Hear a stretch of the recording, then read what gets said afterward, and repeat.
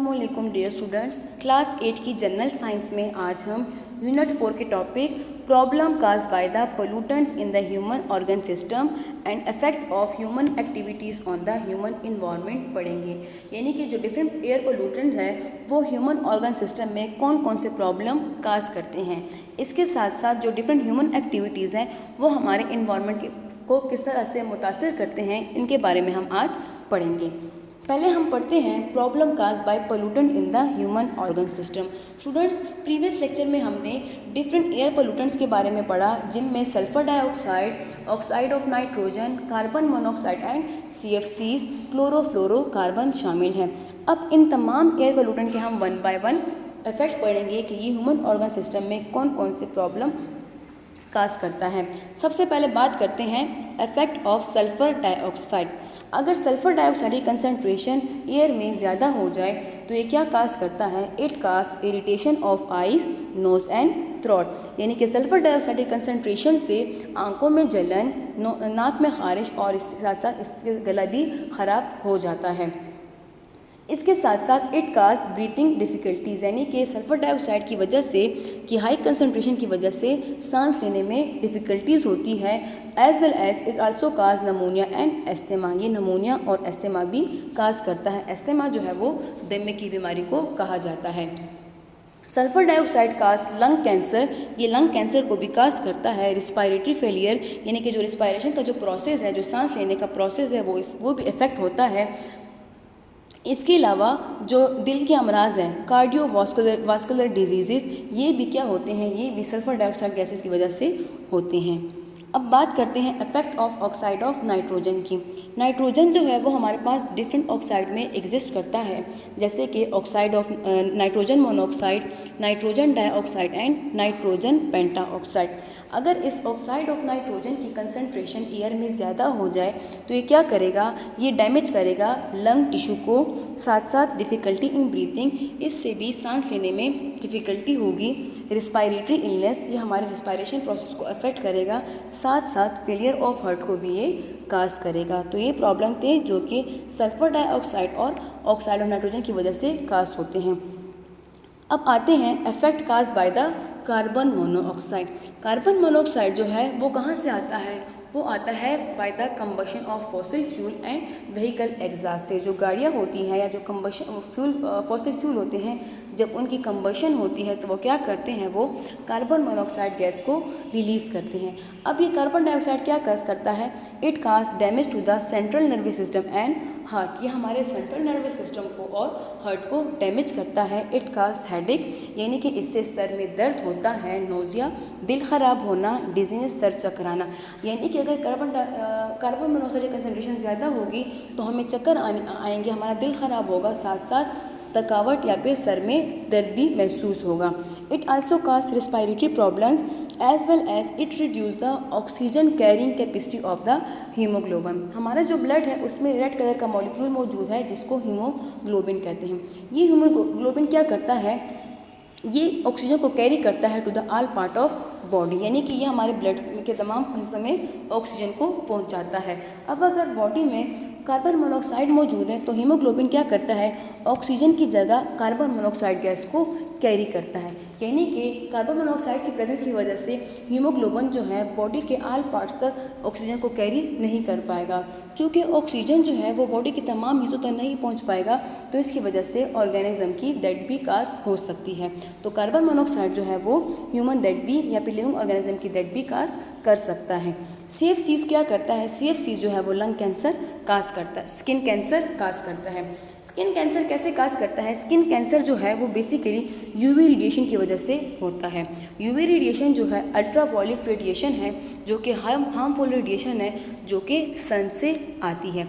अब जो हमारा ओजोन लेयर है, एटमॉस्फेयर में जो ओजोन लेयर मौजूद है वो इन UV रेडिएशन को ज़मीन तक आने से प्रिवेंट करती है। लेकिन जो CFCs है वो क्या करती है? वो हमारे ओजोन लेयर में होल कास्ट प्रोड्यूस कर रही है, ओजोन लेयर को ख़त्म कर रही है। तो चूँकि ओजोन लेयर ख़त्म हो रही है जिसकी वजह से जो UV रेडिएशन है वो अर्थ तक पहुंचती है, तो CFCs क्या करती है?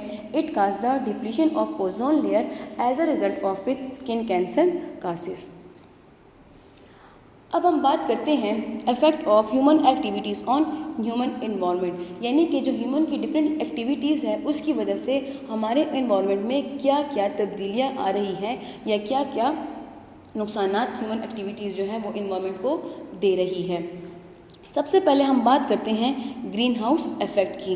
तो जो ह्यूमन एक्टिविटीज़ है वो क्या काज करती है, उनकी वजह से ग्रीन हाउस इफेक्ट जो है वो हो रहा है। अब ग्रीन हाउस इफेक्ट क्या है स्टूडेंट? सन जो है वो डिफरेंट रेडिएशन को इमिट करता है। स्टूडेंट सन से जो डिफरेंट रेडिएशन आती है उनमें से कुछ रेडिएशन जो है वो अर्थ एब्जॉर्ब कर लेती है, जबकि बाकी जो है उनको वो रिफ्लेक्ट करती है। अब ज़मीन से जो रेडिएशन रिफ्लेक्ट होती है, अगर एटमॉस्फेयर में कुछ ऐसे गैसेस मौजूद होती हैं जो कि इन रिफ्लेक्टेड रेस को दोबारा से एब्जॉर्ब कर लेती है, तो जब वो इन रेस को दोबारा से एब्जॉर्ब कर लेती है, इसकी वजह से जो हमारा एटमॉस्फेरिक टेम्परेचर है वो इंक्रीज़ हो जाता है। तो this increase in atmospheric temperature is known as green house effect. क्या होता है कि सन से रेडिएशन आती है, उनमें से कुछ रेडिएशन अर्थ एब्जॉर्ब कर लेता है जबकि बाकी को वो रिफ्लेक्ट बैक करता है। इन रिफ्लेक्टेड रेडिएशन को एटमॉस्फेयर में मौजूद गैसेस एब्जॉर्ब करती हैं, जिसकी वजह से अर्थ का टेम्परेचर इंक्रीज़ होता है, तो इसको बोला जाता है ग्रीन हाउस इफेक्ट। अब ग्रीन हाउस इफेक्ट किसकी वजह से होता है? ग्रीन हाउस इफेक्ट जो है वो ग्रीन हाउस गैसेस की वजह से होता है। ग्रीन हाउस गैसेस क्या है? Those gases which are involved in green house effect are known as green house gases. इनमें हमारे पास carbon monoxide, carbon dioxide and methane gas शामिल है। अब ग्रीन हाउस इफेक्ट क्या करता है? ग्रीन हाउस इफेक्ट जैसे कि सन से आने वाली रेडिएशन को एब्जॉर्ब करता है, जिसकी वजह से अर्थ का टेम्परेचर इंक्रीज़ हो रहा है। तो ये क्या करता है? ये हमारे अर्थ के टेम्परेचर को इंक्रीज़ करता है। This increase of earth temperature is known as global warming. तो जो ग्रीन हाउस इफेक्ट है ये ग्लोबल वार्मिंग काज करता है। इसके साथ साथ ये क्लाइमेट को भी यानी कि जो हमारी आबो हवा है उसमें भी ये चेंजेस लाता है। नेक्स्ट हम बात करते हैं ग्लोबल वार्मिंग की कि ग्लोबल वार्मिंग क्या है। Global warming is the increase in the average temperature of earth. जो हमारे अर्थ का एवरेज टेम्परेचर है उसमें इंक्रीज़ दिन ब दिन इंक्रीज़ को क्या कहा जाता है? ग्लोबल वार्मिंग कहा जाता है। अब ग्लोबल वार्मिंग किसकी वजह से है, यानी अर्थ का टेम्परेचर किसकी वजह से इंक्रीज़ हो रहा है? The burning of fuels, industries and vehicle and green house gases in the atmosphere speeding up the green house effect as a result of which earth temperature increases. Human की different activities है जिसमें industries वगैरह है, burning of fossil fuels है, vehicle exhaust है। इसके साथ साथ एटमॉस्फेयर में जो डिफरेंट ग्रीन हाउस गैसेस मौजूद है वो क्या करती हैं? वो अर्थ के टेम्परेचर को दिन ब दिन बढ़ा रही है, जिसकी वजह से अर्थ का एवरेज जो टेम्परेचर है वो इंक्रीज़ हो रहा है और इस इंक्रीज इन टेम्परेचर को कहा जाता है ग्लोबल वार्मिंग। अब ग्लोबल वार्मिंग के क्या क्या नुकसानात हैं? अगर अर्थ का टेम्परेचर बढ़ेगा तो उसके साथ क्या होगा? स्नो जो है वो मेल्ट होना शुरू हो जाएगा। तो ग्लोबल वार्मिंग क्या काज करता है? It cause the melting of glacier, increase sea level. अगर ग्लेशियर जो है वो मेल्ट होंगे तो क्या होगा? सी लेवल जो है वो इंक्रीज़ हो जाएगा। इसके साथ साथ सैलाब जो है, फ्लड्स है, उनके नुकसान उनके इम्कानात भी ज़्यादा हो जाएंगे। साथ साथ snow of polar region melt, जो हमारे पोलर रीजन है उनमें जो स्नो है वो भी मेल्ट होना शुरू हो गए हैं। किसकी वजह से? ग्लोबल वार्मिंग की वजह से। नेक्स्ट जो ह्यूमन एक्टिविटीज़ की वजह से इन्वायरमेंट पे जो असर है वो है एसिड रेन के। एसिड रेन जो है हमारे इन्वायरमेंट को किस तरह, एसिड रेन जो है वो क्या नुकसान देता है? अब एसिड रेन बनता कैसे है? अगर एटमॉस्फेयर में सल्फर के ऑक्साइड, कार्बन के ऑक्साइड या नाइट्रोजन के ऑक्साइड ज़्यादा हो जाए तो वो क्या काज करेंगे? वो एसिड रेन काज करेंगे। यानी कि अगर एटमॉस्फेयर में कार्बन डाइऑक्साइड गैस मौजूद है तो वाटर के साथ मिलकर कार्बोनिक एसिड बनाएंगे जो कि एसिड रेन है। चूँकि हवा में कार्बन डाइऑक्साइड कंसनट्रेशन ज़्यादा है तो ये बनाते हैं H2CO3 जो कि एक वीक एसिड है। तो अगर हमारे पास एसिड रेन है वो कार्बन डाइऑक्साइड की वजह से है तो वो ज़्यादा ख़तरनाक नहीं है। लेकिन अगर एसिड रेन सल्फर डाइऑक्साइड की वजह से है या फिर नाइट्रोजन डाइऑक्साइड की वजह से तो वो ज़्यादा ख़तरनाक होंगे। वो क्या काज करेंगे? वो करेंगे damage to the building material. हमारे जो बिल्डिंग मटीरियल है वो ख़राब हो जाएंगे।